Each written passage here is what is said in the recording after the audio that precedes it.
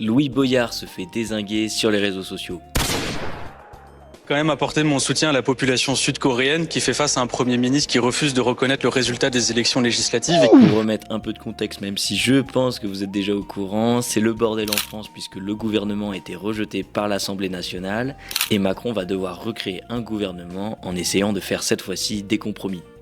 Au même moment, en Corée du Sud, le président a proclamé la loi martiale afin de bloquer l'opposition politique, notamment suite à des discussions sur le budget de l'État.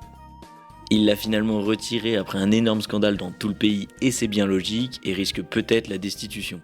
Louis Boyard, député La France Insoumise, est venu nous montrer sa méconnaissance en géopolitique internationale en venant raconter n'importe quoi au micro de France Info.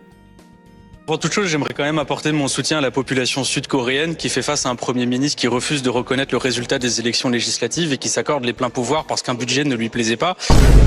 En termes scientifiques, on appelle ça une grosse connerie.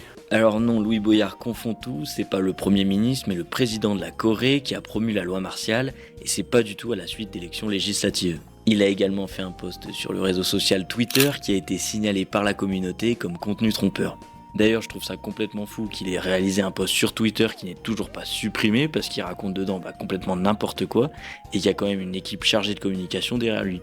En commentaire, franchement, il s'est fait démonter par les internautes. Je vous en mets quelques-uns à l'écran parce qu'il y en a qui sont franchement assez drôles. Bon, il a quand même capté que ça se passe en Corée du Sud, il faut pas désespérer de ses capacités.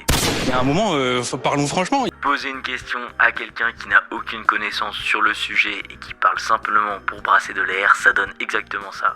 Bravo pour ce moment de rire. Cette situation est absolument aberrante. Ça nous montre bien quand même le niveau moyen des députés LFI qui sont même pas capables d'ouvrir Google pour faire une simple recherche, alors que je vous le rappelle, c'est leur métier et qui sont grassement payés autour de 7 000 € par mois pour le faire.